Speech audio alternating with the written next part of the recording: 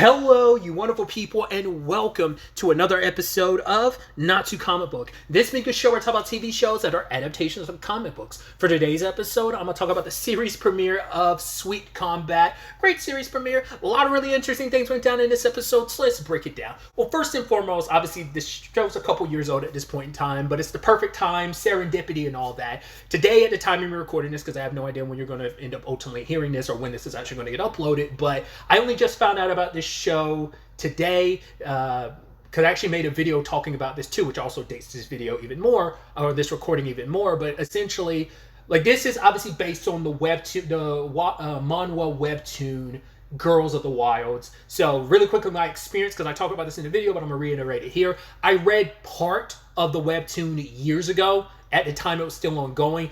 In the past month or so, maybe a little bit more, I've been rereading it, kind of start over because it's been so long since I read it. But also, like, I just finished it yesterday/this morning at the time of me recording this. So this series, for the most part, is relatively fresh in my mind. So the moment I found out about this series, I tracked it down. But the moment I found that out, I started watching it because I want to compare and contrast. So that's what a lot of these reviewers are probably going to be like, ooh, they changed this, they did this. So obviously, running through the episode, we get first and foremost, it's interesting they aged up the characters. So instead of being high schoolers, they're college students or university students, which I thought was an interesting change. I'd also make the argument, which I think is kind of an interesting change, that Jaegu, or obviously in this version, Tion, his background, his circumstances are exactly the same as Jaegu from the webtoon, but it's not as dire. First and foremost, he's not doing the whole I can't remember because it's once again I've read so much, so maybe it's all blurred in my. I don't remember if Jaegu had multiple jobs. I know most of the series, kind of the entire series, he's working at the car wash. He's not working anywhere else. But I think he worked multiple jobs before the series, but the entire series he's just working at a car wash. It looks like he's just going to be working at.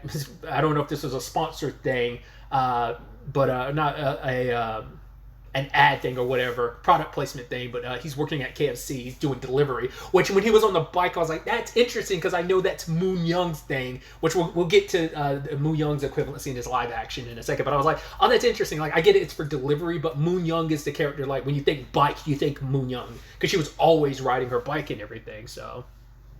But either way, the reason why I was saying, like, Tion's circumstances, it seems like they made his story a little more, like, at least character-wise, he's a little more hopeful and optimistic than Jaegu is in the webtoon. Because Jaegu's just kind of been beaten down on by life, and just, like, he's actually miserable, whereas, like, Tion is a lot more, like, optimistic to Jaegu. So I thought that was a really interesting character tweak. And I think that might also correlate with the fact is that it seems like they are changing some of these characters from what they were in the webtoon and kind of combining them with other characters from the webtoon. Once again, we'll get to that, and when we get to it, especially, like I said, the Moon Young equivalency in the series. But with Tion,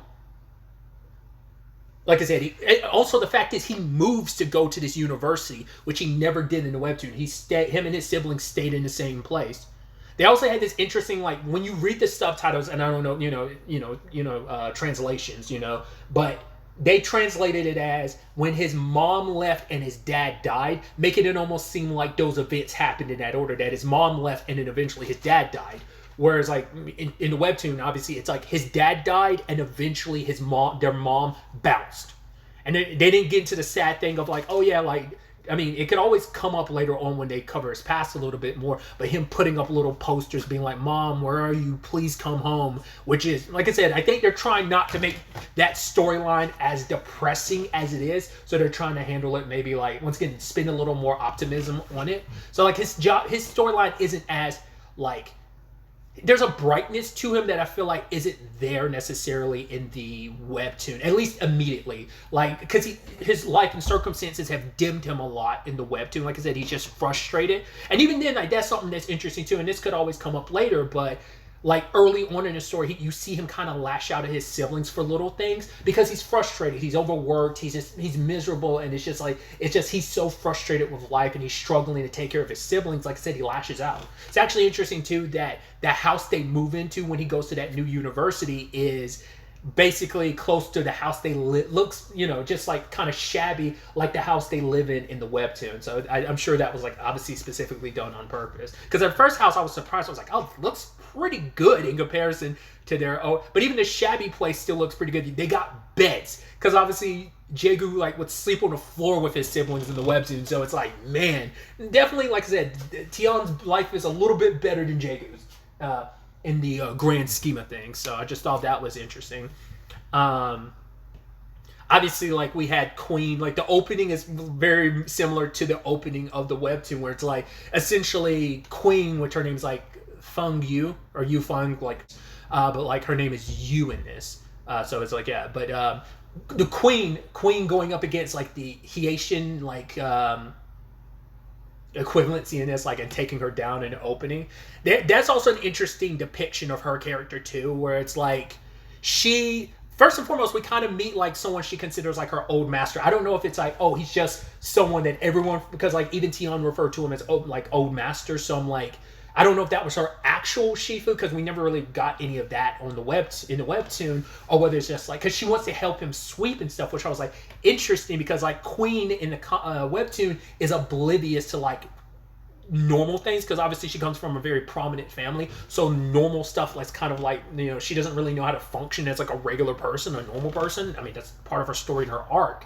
So for her to be like, no, let me help you sweep, and he's like, no, you're not going to help me clean up. He's actually fighting her to not clean up. So I think that's such an interesting thing too, like, because obviously like Queen has that very like cold, like heartless aesthetic. It seems like she's very standoffish and heartless, but obviously that's just kind of like, oh, like her and, is it Yanyan, I believe, is the Muyang equivalency. Yanan, I think. I'm sorry if I'm butchering that. But she was like, oh yeah, like, the reason why Tion like chewed you out the way he did is because he doesn't know you that well. Because it's like, you even see in that moment, you kind of see her kind of pouting, and it's like super cute. But it's like, yeah, because he's like, she, like, no, most people don't understand her. Even the whole interview thing, like, I think in a webtoon she never really did interviews. She was very like I said, she has a very stoic approach, because like that's how she is around other people, because she doesn't really know how to be around other people. I actually don't remember if they ever really fully covered. They might have referenced it. I might not be remembering it off the top of my head. They never talk too much about how Moon Young and Queen actually became good friends, despite kind of being from separate worlds. They made that friendship work, but I guess, you know, obviously it's a different conversation when we're talking about like an actual like intimate relationship. That's a different thing. But, you know, either way, I also appreciate that they. Once again, it's fresh in my brain, but I actually completely forgot about the storyline element of, oh yeah, like, why, like, Tion calling her a monster later on, like, struck such a chord, because she grew up being treated like a boy, because she was supposed to take over the family business. Still kind of a thing there, but it more so is going to go to her brother. You know, that's why when her brother was born, it's like, oh, like, for the first time, Queen gets to actually be a girl, you know, and obviously she has some, like, trauma associated with it. So it almost feels like, I mean, I think Tion's trauma of like your dad dying, your mom abandoning you to look after your siblings, and you having to work so hard. In fact, they even said like he dropped out of high school like 2 years ago just so that he could keep like working just to take care of him and his siblings. So that never happened in the webtoon. Like he went from middle school to high school. Maybe I misremembered. I don't think there was ever any moment of him dropping it. He balanced everything. He would work, like, he'd go to school and then like go home and like work like crazy.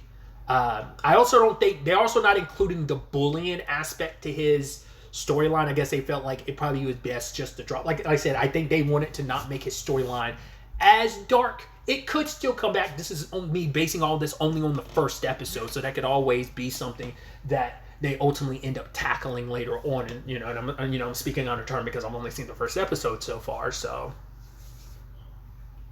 but yeah, like I said, I'd actually let it slip my mind, the whole like Queen thing, which makes that whole her and Yanan situation even more interesting, because Queen knows what that's like. And that's also something I wanted to talk about Yanan, which I thought was so interesting, is how they made her the character of, oh, like, Tion mistakes her for a boy at first, and then she had to put the little like clip in her hair. It's funny because that's never something like, this is Moon Young in the webtoon never had to deal with that. Like, her insecurity and the like running gag about her is like she has thick thighs. like, because she's always, obviously she's got a very athletic build, but she has thicker thighs because it's all about power for her. And obviously throughout the series, she like kind of slims down for the purposes of getting faster, but that's her like gag is like, yeah, she has thick thighs and she's sensitive about it. And this one is being mistaken for a boy is kind of like her biggest, like a part of her insecurity. But I think the reason why I think that's so interesting is because basically they took Moon Young and they like combined it with, I'm blanking on the character's name, but she's one of, it's the two girls, it's like Jingu and the other girl that's like her good friend. They were like, that was their gag. It's like they will always get mistaken for boys. In fact, her friend like would get girls constantly walking up to her on the bus being like, yo, can I get your number? And now even like near the end of the webtoon, it's not really a spoiler, but she had to put a clip in her head to be like, yeah, now that I've done this, less girls come up to me asking me for my number, because now they just like, oh, you're a girl, you know. But I mean, it still means it's less isn't none, you know. So I think that's so interesting. Like, it feels like they're combining that story and that character trait with Moon Young, which I think is so interesting. And like I brought up before, like also her being a skater instead of being on her bicycle is just kind of a neat thing. And I also love that, like, right, because it's a university, so they don't have a dress code, whereas like at the Wilds they had a uniform.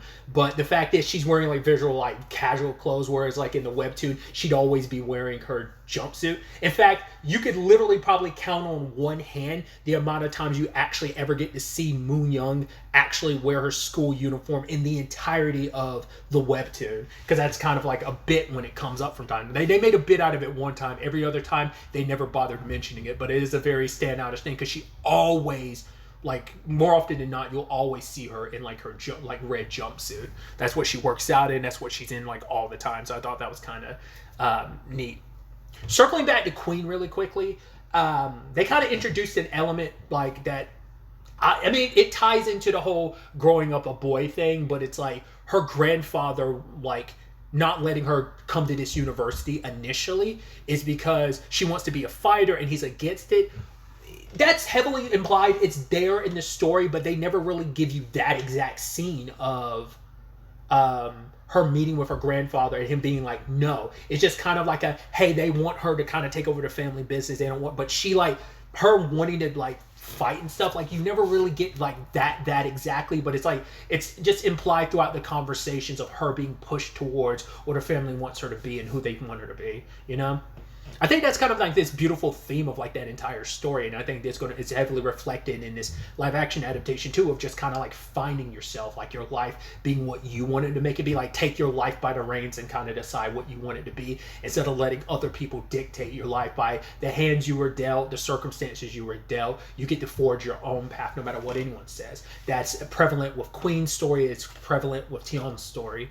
I even love the whole like them at the well thing, make like at the fountain, and then both making a wish and their coins fly over the well and like land in front of each other without the other realizing it. But I thought that was so dope. They even touched on something I thought was interesting. Like, she talks about her dead uncle, which I'm like, I don't remember that storyline at all. Because she was like, yeah, like her dead uncle, and she wants to, like, I don't know if he's the one that kind of trained her and why she's the fighter and why she dives into fighting the way she does. But maybe that's what that is. Definitely don't remember really like a dead uncle storyline at all from the webtoon. So that's something they seem to be adding. I mean, they might, I don't know. It depends on how they handle it. I'm curious how they're going to span more on her family. Because, like, obviously, like, the only person from Queen's family you get to really know from the webtoon is her brother. So I'm curious if that's going to be something they eventually dive into more as well. Like, expanding upon, like, her family. Like I said, even her grandfather. You meet him, like, maybe a dozen times over the course of the entire webtoon, and even then that's like pretty far into the series, and even those times he pops up, they're important little things related to Queen, but it's more so like a they're like short little gag that his appearance in the webtoon is mainly like a gag bit surrounding like Jaegu and Queen, but other than that, like they are prevalent, but they're mainly gag things, so his appearances aren't like important or crucial. So I'm curious to see like how they really handle that. Because it does seem like they are going to lean into, like, the wackiness of the circumstances. Like, obviously, it's going to be, like exaggerated drama, but, like, it seems like they're, like, really leaning into, like, the wackiness of what Girls of the Wilds is, like, the comedy angle of it, which is prevalent, but I feel like this series always kind of really balanced that heavily with its dramatic elements. I do feel like it is I mean, I guess it just varies from like chapter to chapter. It can range so much for being way more comedy in some sections, way more drama in the others. So it just, it just varies so much. As I was kind of talking about like expanding upon family more, I might have referenced this earlier, I don't remember, but Tion, like at that, speaking of that fountain scene, the fact is we got that little thing between, like, I was like, was that some random guy and his son? And then he vanished. I was like, oh, that was a flat. I was like, whoa, because in the webtoon you got absolutely nothing with Jaegu's family. Like, aside from the intro of like, yeah, his dad died and his mom left. Other than that, you got nothing with him because you never actually really got to know Jaegu before his circumstances, before what we got to know him as. Like, we never really got to know what his life was like, what his family life was really like at that time. So, but I thought that was such an interesting thing of like, right, even getting that one moment with his dad, and it's like, and the fact is he reflects upon that. Dad, he's like, Dad, I know what I'm going to do. Like, he never had moments like that because he was too busy just trying to make ends meet to really even think about that. Like, he never felt like he had any wants. He never felt like he had the right to want anything because of his circumstances. It's like, right, I've got to survive. Like, that's the whole element of this episode. Like, right, fighting just to survive. Life is a fight. You just try to like survive your way through. I'm butchering it, but yeah, like, how long, who cares what I want, what I dream of? It's like, no, I'm just going to, which is ironic with the whole coin and the fountain situation, both him and Queen. Which, speaking of, I do love their introduction. It's obviously on bad terms like it is in the webtoon, but obviously it's different. They're probably not going to flex her wealth like the way they do in the webtoon, like helicopters, the security squad, and that we probably won't ever see that. I wonder, are we going to see like a Mr. Park equivalency? He's like her driver / bodyguard in the webtoon, who's like a pretty recurring character throughout the series. I'm curious, will we get equivalency of him in this or not? Because he doesn't seem like she rolls with her, like, because she was just strolling on the university. Once again, first episode, so maybe we'll see what they expand upon in episode 2, whether we get that or not. But yeah, like, because they just meet each other on the ground level, whereas like in the webtoon, like he runs to this the roof because I think he's trying to. No, that's later on when he's trying to meet up with Queen. Like, I forgot what was their first interaction like. I want to say it was like in front of the school was their first interaction. I don't remember because I know like. Obviously, how they met in the TV, their meeting in the TV show is not the case. Like the cart thing and her kicking it, which I love that plays into the whole thing I was talking about, like Queen being misunderstood because she's not really good at explaining herself. Because Tion's like, oh, you're a douchey person, and he broke the cart, and rather than even apologize and be like, oh, sorry, I it was a reflex, yada yada yada. And what she do, she just doesn't apologize. She gives the lady the money and just walks. And obviously that gives Tion like this very like negative perception of Queen of like, oh, you just saw, as someone who has money issues, has to work and struggle so hard, to see someone just flaunting money, like, oh, you're rich and powerful, you get to just like, oh yeah, money, like you never take any personal responsibility, you think money can solve everything, which obviously like that position and that family she comes from has a proverbial noose around her neck of like, once again, she has to be what her family wants to be and instead of being who she wants to be, right? But back to the whole element of, right, you misunderstanding Queen. There was a little kid that was walking nearby. She kicked a cart to protect the kid. Once again, she's a sweet person. It's just not everyone gets to see that side of her. The only person that does is her bestie, Yanon. So, and probably like other people like in her family get to know her that way. But everyone else has a perception of who she is as Queen, Of like, oh, she's kind of got this holier than thou stuck up perspective. And obviously that leads to like her issues with Tion. And that leads to their confrontation later on where it's just like, yeah, like here you are, you hurt me. And rather than apologizing, you're going to like just pay me off. Like you're a monster, like yada, yada. And I think it's interesting because she like punches him, but doesn't actually make contact. She stops. Whereas in the webtoon, she makes contact, but it's not a punch. She slaps him. They also handle the money situation differently because I can't remember. I think she does pick it up because he's like, I don't want your money. He throws it down. She picks it up. Like, that's not going to be an exchange in the future of him struggling to get the money back to her. So, and even that was like a little bit in the story. It wasn't like a massive part of the story. So, obviously, I'm forgetting another part of our square group of a cornerstone, cornerstone of our group.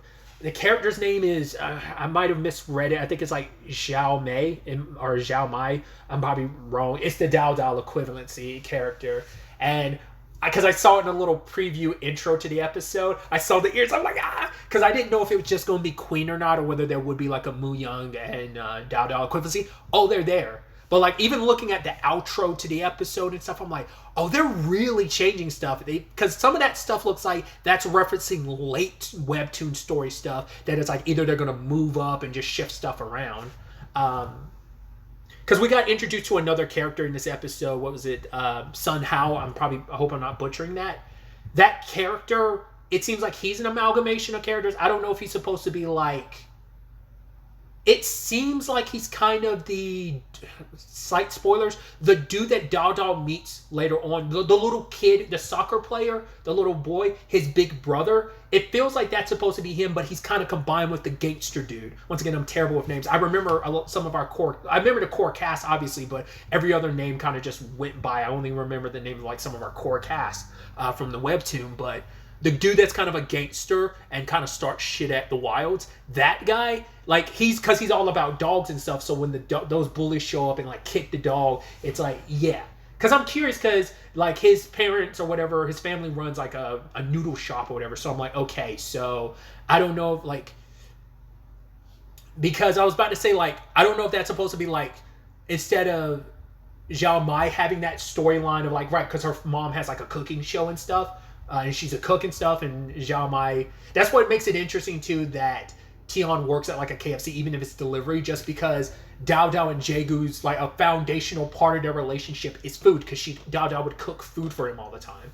So, him and his siblings, and everyone else would kind of like get involved too, because like her cooking's really good. So I'm curious to see how they handle that with this live action adaptation, but.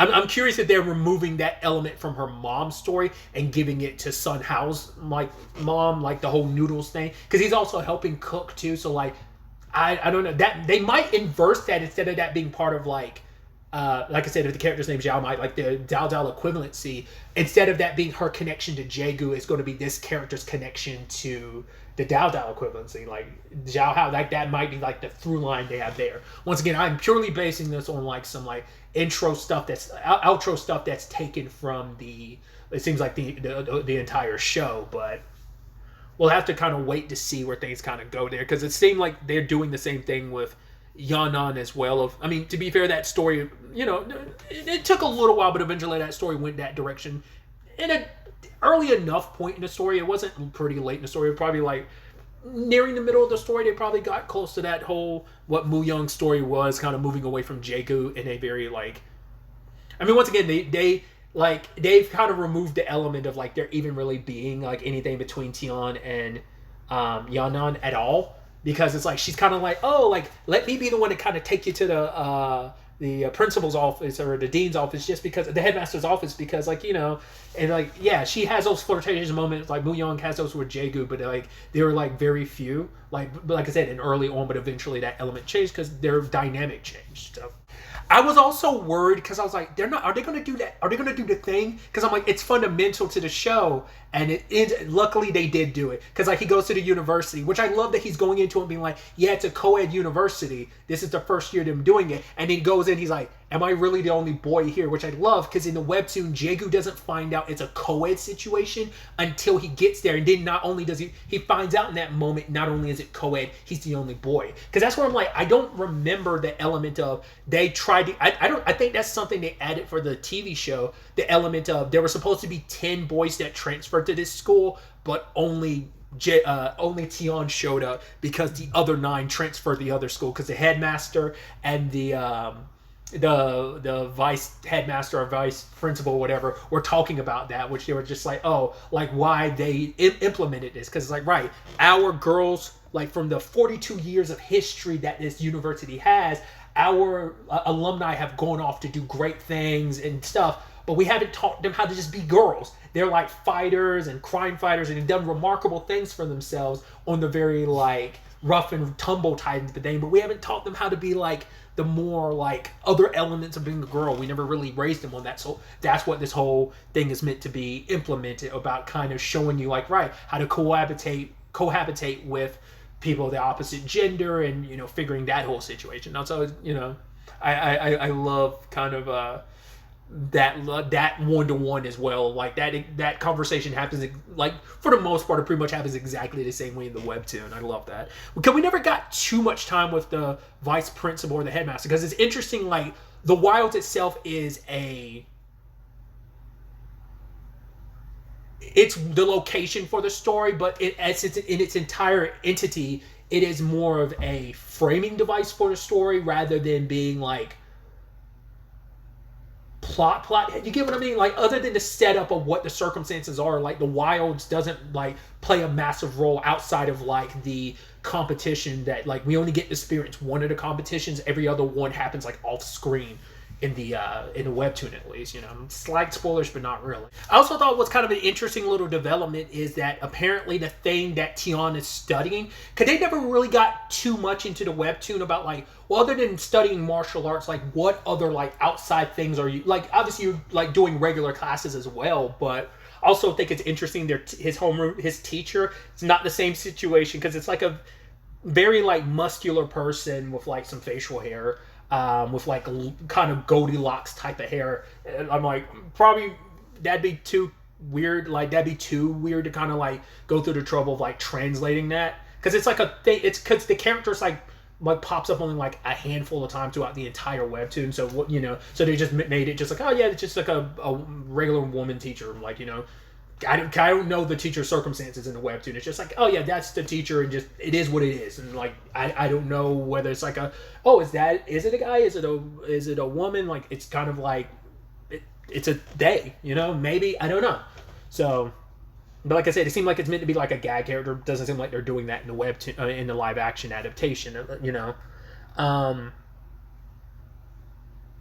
But yeah, my point was, Tion is studying sports management, which I'm, like I said, none of that play. I mean, the closest you get to that is Jaegu kind of playing the role of a coach is like the closest you get to that. But like, what they're going to do with their lives beyond like the Wilds, we never really get into that too much, really, especially on Jaegu's part. But once again, with the nature of that character in the story and just his thoughts on like, do I even really have, like, it's a waste of time to worry about dreaming about the future, be living day by day type of thing. So I also think it's interesting, too, that they made Tion more athletic in this, because it seems like his dad had martial arts experience. We never really got that at all from the webtoon. Like I said, we know next to nothing about, like, his mom or dad, but it seems like his dad, like, he trained a little bit in some martial arts, even, like, when he was running to school, he's jumping over tables. He's pretty athletic.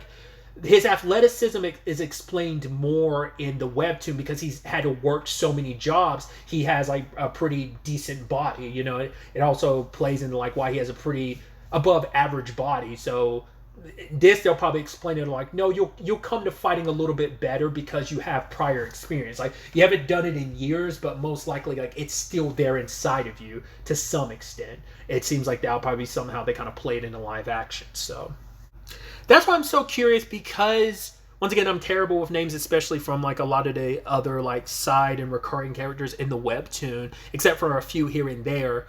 I'm so curious, what characters will they pop up? Like the two characters like Jingu and her friend, like, will there be equivalencies to them? Maybe not, because of how they're handling Moo Young or Yanan in this, how like they're kind of incorporating another character into her. So like, like I said, some of the more like recurring like side characters, like, would we see any of them, like, type of situation. I'm so curious, like, also to see, like, once again, like, which storylines will they adapt from, like, because obviously it's like there's so many like situations the crew finds themselves in throughout the webtoon that I'm like, okay, which situations are they going to adapt? Which ones did they slightly adapt? Which ones did they completely ignore or completely change? That's going to be really interesting. Once again, it's 37 episodes, 36 after this, so it's going to be interesting to see like the pacing and, like I said, what they decide to adapt, what they don't, what they change. I'm really, really excited to see where this kind of goes, just to see like, oh, what's so different, because like I said, just from the previews I was seeing, I was like, man, this seems like it's going to be quite different in a lot of ways. But like I said, that could be some stuff from like super later on, or maybe some of those storyline elements come up way sooner, like the Dao Dao equivalency in Tion.